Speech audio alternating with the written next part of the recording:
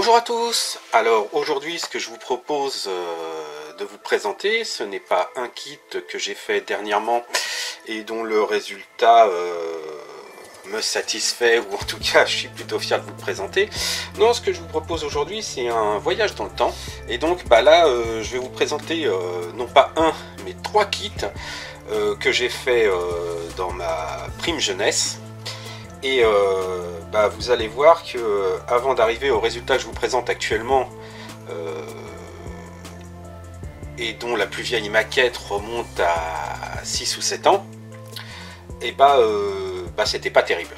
Allez, on voit ça tout de suite. Alors, le premier kit que je vais vous présenter est donc le Star Destroyer de chez AMT ERTL, je crois. Donc je vous présente une photo de la boîte.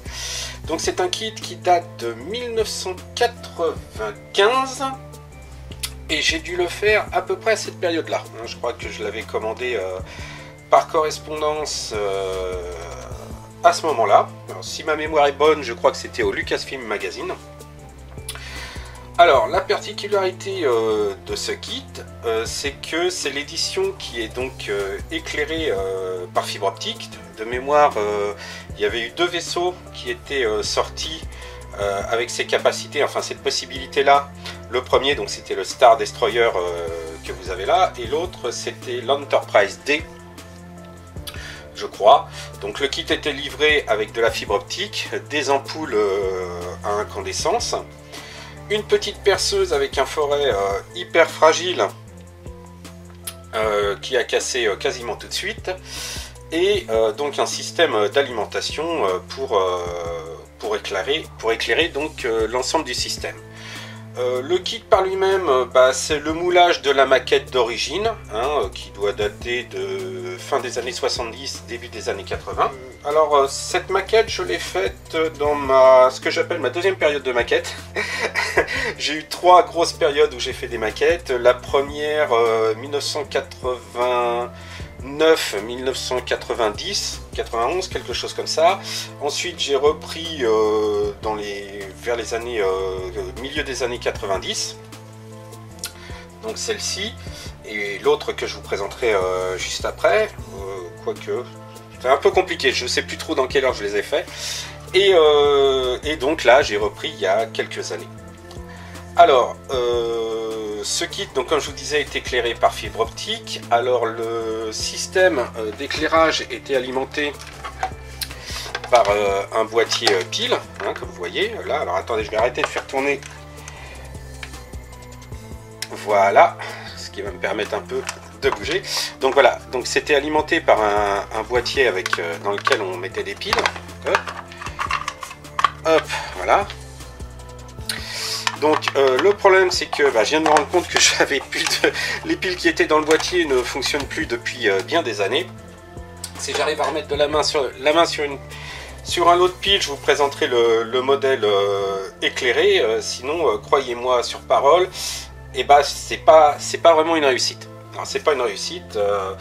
Pourquoi? Parce que alors déjà, comme vous voyez, il est peint entièrement en gris. Je n'avais pas internet, j'ai pas vraiment cherché à l'époque de documentation sur les sur les couleurs utilisées et autres, et donc je l'ai peint, j'avais que la photo de la boîte comme référence qui est très sombre, donc je l'ai peint en gris en disant bon voilà, c'est gris, il n'y a pas à s'embêter avec ça. Grosse erreur. En plus, j'ai utilisé de la colle. Alors la colle, c'était une colle, c'est de la colle Faller avec une aiguille. Franchement, c'était plutôt précis pour l'époque, mais j'ai encore, j'ai collé certains endroits comme un cochon. C'est peint au pinceau. Alors déjà, j'ai utilisé la peinture acrylique, c'est de la peinture de chez Tamiya. Mais je me rappelle, j'étais dans un petit bureau avec un petit éclairage, un environnement sombre. Donc aujourd'hui, je vois des tas de zones qui ne sont pas forcément bien peintes. Bon, le kit par lui-même, c'est un moulage assez ancien, des lignes en plein et très peu de creux. Donc, bah, que dire, pas d'ombrage, pas de panel line, bien sûr pas de travail à l'aérographe, pas de putty, donc on se retrouve avec des trous ici de 1 mm parce que c'est pas très jointif. Bon, en plus là il a un peu pris la poussière depuis le temps que je le traîne. J'ai pas forcément non plus voilà là, des ajustements encore sur le côté ici qui sont très approximatifs. Là, je vois des zones dans les réacteurs qui sont mal peintes, il manque des éléments. Là, c'est pas du tout jointif. Bon, voilà, je crois que c'est l'une des dernières maquettes que j'avais faites avant ma longue pause de presque 10 ans avant de reprendre avec les kits Macros. Pour ce qui est du détail de la maquette proprement dit, l'unboxing et tous les défauts du kit proprement dit, je vous renvoie vers une vidéo sur la chaîne d'Yvan West-Laurence qui a fait une analyse bien meilleure que moi, et c'est pas le but de cette vidéo là.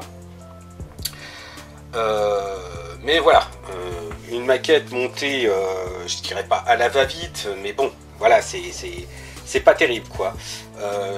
Je la laisse telle quelle, elle me suit depuis maintenant, donc bah, j'ai dû la faire, alors j'ai peut-être dû la faire en fin 95, début de 96 hein, de mémoire, à peu près, je peux pas être plus précis, donc elle me suit depuis tout ce temps. C'est pas la plus moche que j'ai, bah, je vous propose de voir tout de suite la suivante et vous allez comprendre. Alors, le second kit de mes erreurs de jeunesse, c'est le X-Wing de chez MPC, donc au 1/43e. Alors déjà, l'échelle est un peu particulière. Alors c'est pareil, le kit, lui, date, je crois qu'il date à peu près de la même période, hein, 1989, non, 1989. Enfin, la version que j'ai, c'est le boîtage de 1989. Le kit lui-même, le moulage date de bien plus longtemps que ça. Je crois qu'il doit, pareil, hein, doit dater de fin des années 70, début des années 80. Donc pour la sortie les maquettes qui sont sorties à l'époque du premier film. Donc c'est un X-Wing que j'ai fait pareil, hein, peinture acrylique Tamiya, colle Faller. Pas de panel line, pas de vernis, pas de...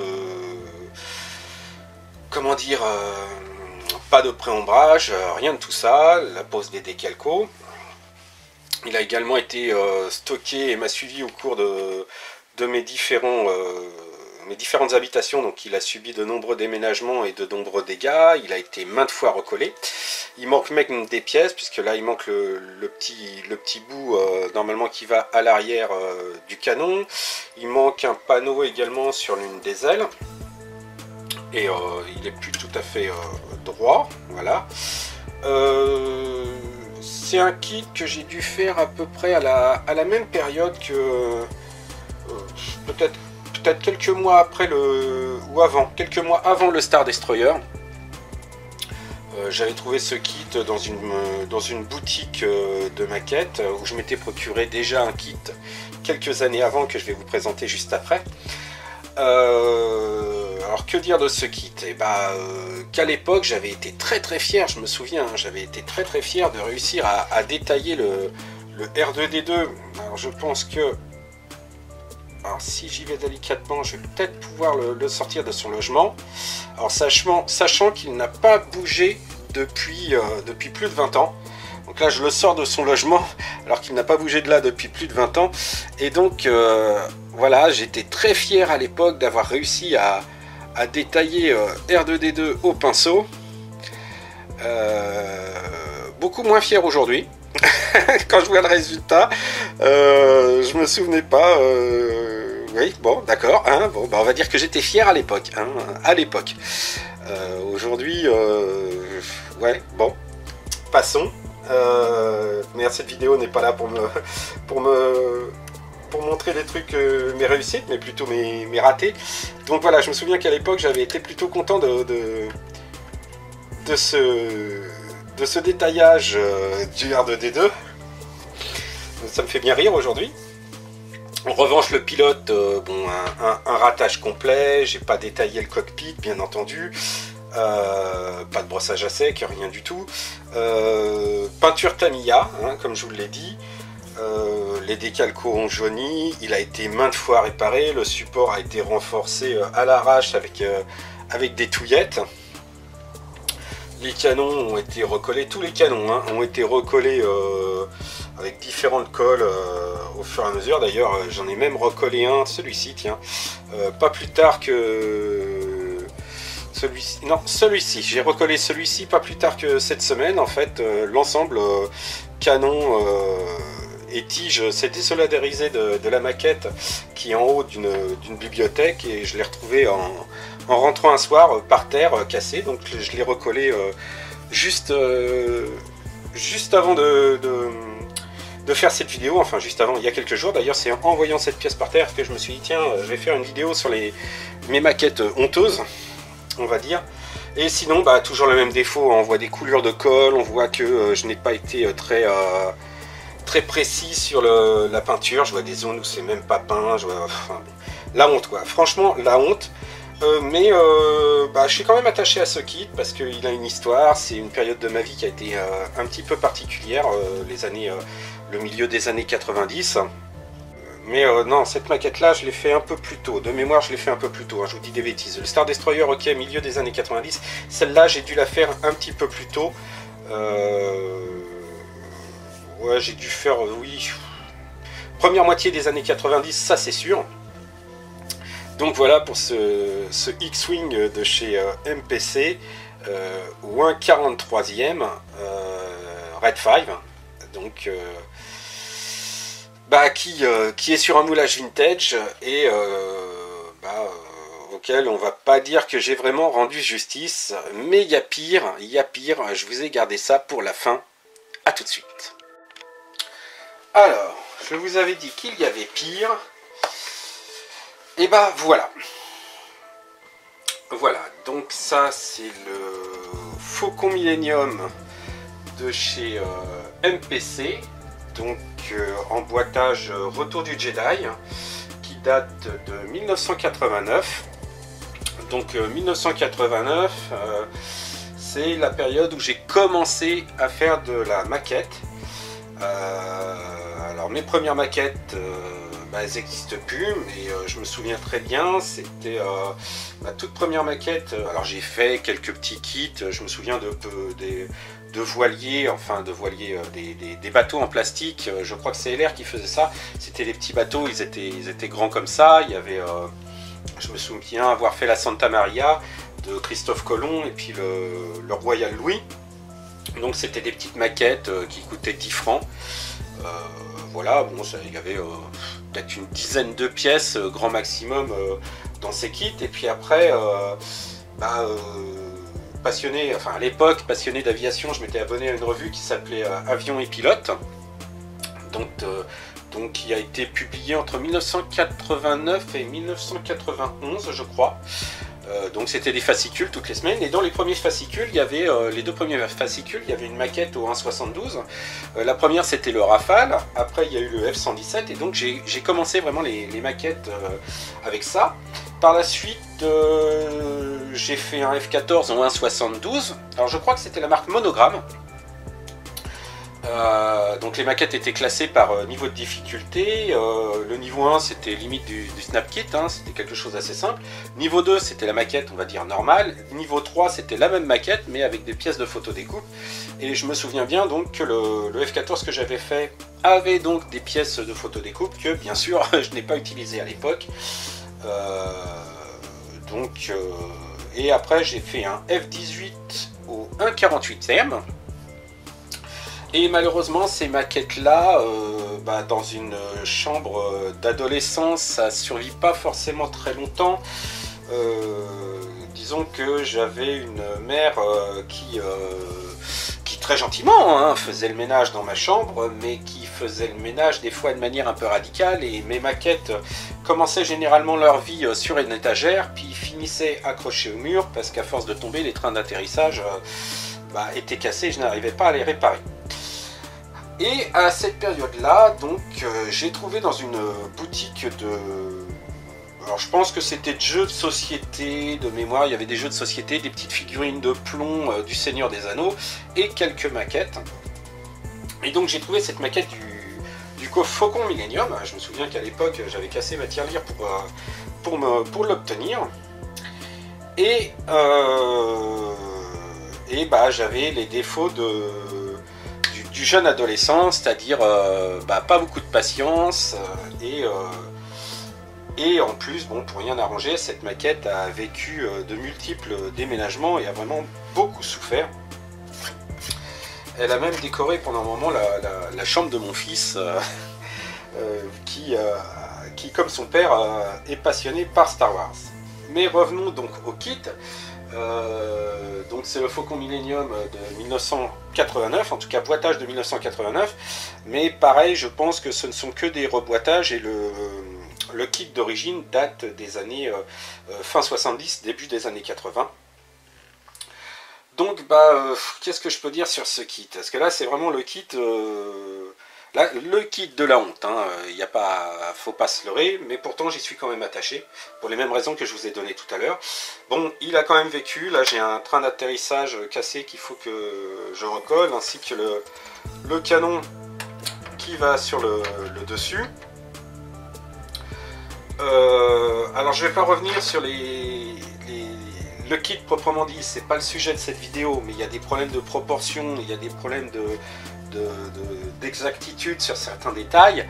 Je vous renvoie encore vers la chaîne d'Yvan Weiss-Laurence qui a de très nombreux sujets sur les différentes versions de cette maquette.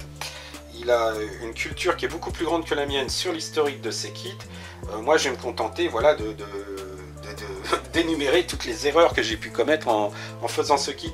Donc comme je vous l'ai dit, c'est un kit que j'ai fait trop rapidement, sans aucune documentation. La preuve, hein, je l'ai entièrement peint en aluminium. À l'époque, de mémoire, je crois que je devais avoir les films en VHS. Donc pas possibilité de faire de capture d'écran ou de pause très longue pour voir la façon dont le vaisseau était peint, les détails et autres. J'avais aucune documentation papier, et bien sûr il n'y avait pas d'internet. Donc plus l'âge de prime jeunesse qui fait que j'ai un peu foncé tête baissée. Donc de nombreuses traces de pinceau, hein, puisque bien que ça soit peint à la Tamiya. Donc je soupçonne même que c'était cette peinture-là, hein, Tamiya aluminium. Et un peu là, ça doit être du gunmetal, je pense. Hein. La poussière aussi n'arrange rien. Donc la peinture, pas terrible, hein, des coups de pinceau, des retouches. Maquette peinte sur la grappe avant assemblage. Donc par-ci par-là, on peut voir des couleurs de colle. Des pièces manquantes et pas forcément collées dans le bon sens. Pour la pièce manquante, ça s'est décollé au cours des nombreux déplacements et déménagements. Pas dans le bon sens, toujours la même chose. Hein, manque d'attention flagrante due à l'impatience du montage lié à la jeunesse du maquettiste, en l'occurrence moi, puisque je devais avoir grand maximum 14-15 ans lorsque j'ai fait ce kit. Bon, là la poussière sur la verrière n'arrange rien. Alors attendez, je vais essayer de vous montrer le dessous. Bon, je manipule avec précaution parce que comme vous entendez, il y a des pièces qui se sont décollées à l'intérieur. Voilà, comme vous voyez, ça s'est quand même fragilisé avec le temps. Bon, je verrai ça plus tard. Donc il y a plein de zones qui ne sont pas correctement peintes, là, des bords à l'intérieur où ça manque de peinture. Le canon là qui a été recollé une première fois qui est un peu de travers. La passerelle, il manque les montants de chaque côté. Les pieds là qui ont été déjà recollés de multiples fois. Enfin bon, voilà, je suis très attaché à ce kit parce qu'encore une fois, il fait partie de de ma jeunesse. Et d'ailleurs là je regarde certains éléments, je pense qu'il y a des pièces que j'ai carrément pas dû coller au bon endroit parce que je vois des éléments qui correspondent pas forcément entre les tubes et les protubérances des pièces en dessous, c'est pas raccord. Alors là c'est pareil, la tourelle elle a bougé. Je pense qu'un jour je vais retrouver cette maquette en pièces détachées sur mon étagère, la colle lâchant un petit peu partout. Là c'est pareil, tout au fond il me manque la pièce du fond normalement. Elle est tombée au cours des années, je ne sais même pas quand ni où. Donc bah voilà, donc cette maquette est plutôt ratée, hein, on va le dire, hein. Pourtant je suis bien content de l'avoir fait à l'époque. Et elle est chargée de souvenirs et chargée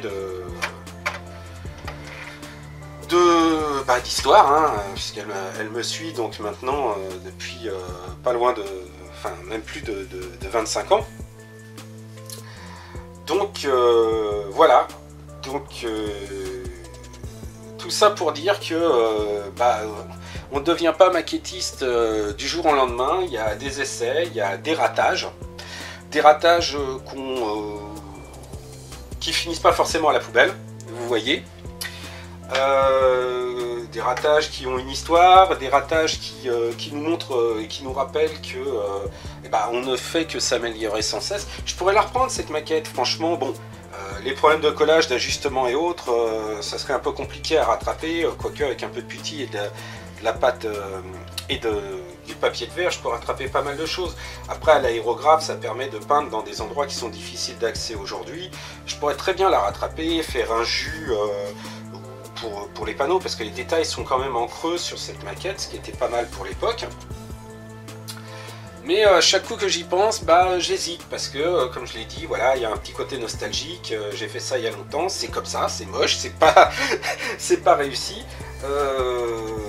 mais j'y suis attaché, hein.